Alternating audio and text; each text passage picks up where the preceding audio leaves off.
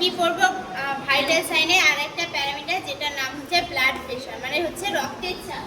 এটা হচ্ছে একটা ইম্পর্টেন্ট প্যারামিটার যেটা কি করবে আমার হার্ট, ব্লাড আর ব্লাড ভেসেলগুলো ফাংশন করছে কিনা সেটা বোঝাতে সাহায্য করবে। ঠিক আছে, এটাকে বলা হচ্ছে blood pressure. It is an important parameter that shows the function of heart, blood and blood vessel. এই যে ব্লাড প্রেশার হয় এটা হচ্ছে দুটো মেজার করা হয়, একটা হচ্ছে সিস্টোলিক ব্লাড প্রেশার আর একটা হচ্ছে diastolic blood pressure. Systolic pressure কখন বলবো? যখন হচ্ছে আমার হার্টটা কন্ট্রাক্ট হচ্ছে, যার ফলে আমার যে আর্টারিতে যে প্রেশারটা জেনারেট হয় ওটাকে বলা হয় সিস্টোলিক প্রেশার। নর্মাল সিস্টোলিক প্রেশারের রেঞ্জ কত হয়? 90 থেকে 140 mm of HC. Diastolic pressure কখন বলবো? যখন আমার হচ্ছে হার্টটা রিল্যাক্স হবে আর আর্টারিতে তখন যে প্রেশারটা ক্রিয়েট হবে ওটাকে বলা হচ্ছে ডায়াস্টোলিক প্রেশার। নর্মাল ডায়াস্টোলিক প্রেশারের রেঞ্জ হচ্ছে 60 থেকে 90 mm অফ এইচসি।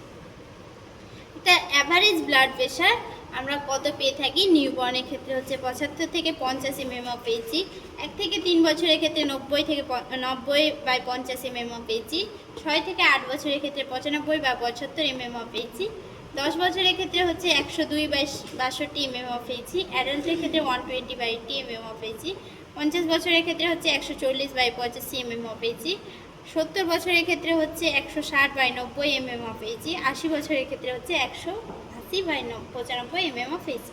এবার আমরা পড়বো পালস প্রেশার জিনিসটা কি। পালস প্রেশার আমরা কাকে বলবো? সিস্টোলিক যে প্রেশারটা পাই আমরা ওটা থেকে ডায়াস্টোলিক প্রেশারটাকে বাদ দিলে যে প্রেশারটা পাবো ওটা হচ্ছে পালস প্রেশার। ঠিক আছে, সিস্টোলিক প্রেশার যদি 120 পাই, ডায়াস্টোলিক যদি 80 পাই, তাহলে হচ্ছে পালস প্রেশার আমার 40 mm of HC. Mean arterial blood pressure কাকে বলি আমরা? দুটো ডায়াস্টোলিক প্রেশারের সাথে একটা সিস্টোলিক প্রেশার যোগ করে ওটাকে 3 দিয়ে ডিভাইড করে আমরা যে আর্টেরিয়াল ব্লাড প্রেশারটা পাবো ওটার নাম হচ্ছে মিন আর্টেরিয়াল ব্লাড প্রেশার। ঠিক আছে, ব্লাড প্রেশার কিসের সাহায্যে মেজার করা হয়?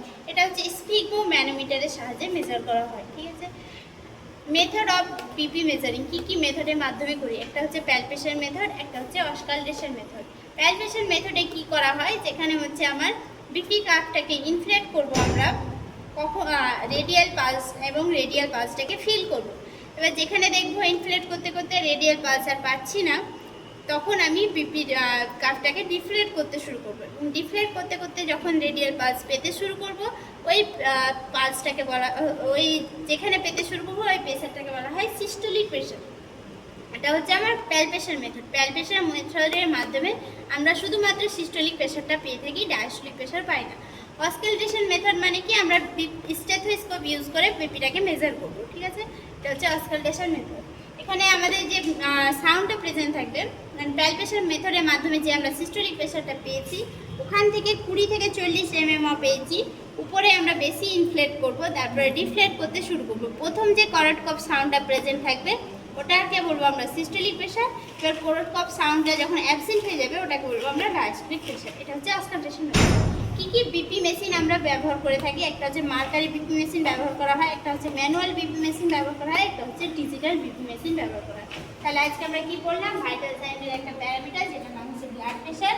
সিস্টোলিক ব্লাড প্রেশার কি, ডায়াস্টোলিক ব্লাড প্রেশার কি, ব্লাড প্রেশার অ্যাভারেজ কত হতে পারে, কিসের সাহায্যে মাপা হয়, কি পদ্ধতিতে মাপা হয়, আর টাইপ অফ ব্লাড প্রেশার মেশিনের নামগুলো আমরা